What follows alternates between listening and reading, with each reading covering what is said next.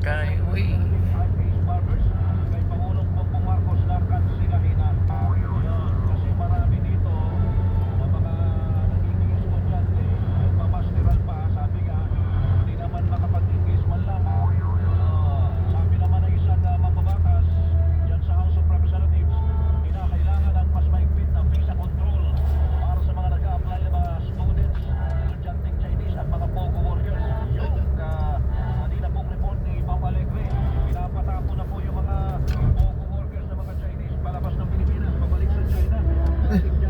Wala, bawal nga sa kanilang sugal, kaya dito pumunta eh.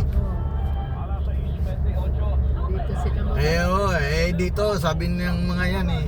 Wala, sa Pilipinas, kaya natin suhulan mga ano dyan. Oo, mukhang pera yung mga ano dyan.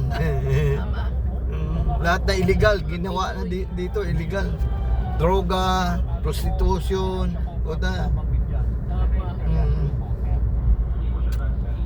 kaya hindi sila makapunta sa mga lugar na ano, hindi sila na ano sa mga lugar na maigpit.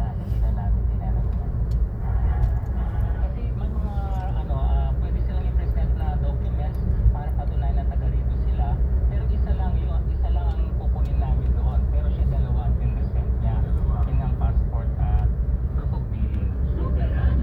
Melo del Prado sa Super Radio DCW. Napakatinig po na Chairman George Erwin Garcia ng COMELEC Commission on Elections at ni Edmond Salvador, COMELEC Election Officer sa Banban Tarlac. Kaya nagparehistro daw bilang bagong botante lamang si Banban Mayor Alice Bon at Tarlac noong April 2021. Ayan.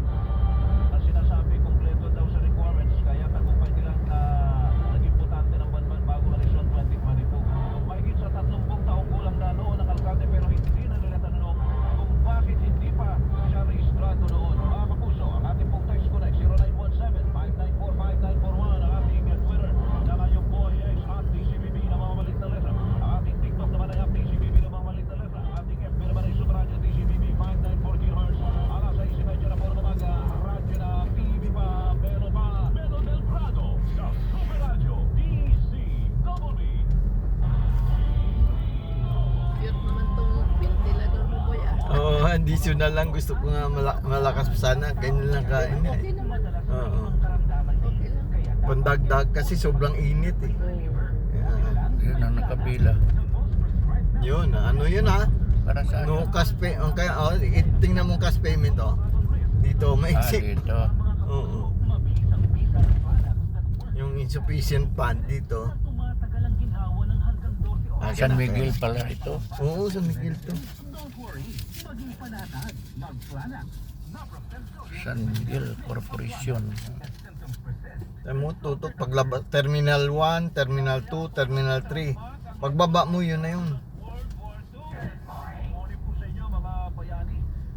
Post-war, mga AFP retirees at yung inyo po mga kaanak sa stock subscription offer po ng Veterans Bank. Meron po ganyan, stock subscription offer. Maaari na pong magmuna ng minimum na 100 shares sa halagang 110 pesos bawat isang share. Ang eksklusibong handog na ito ay hanggang sa June 30, 2024 lamang. Bumisita po sa pinakamalapit na Veterans Bank branch o sa www.veteransbank.com.ph. Invest in heroism.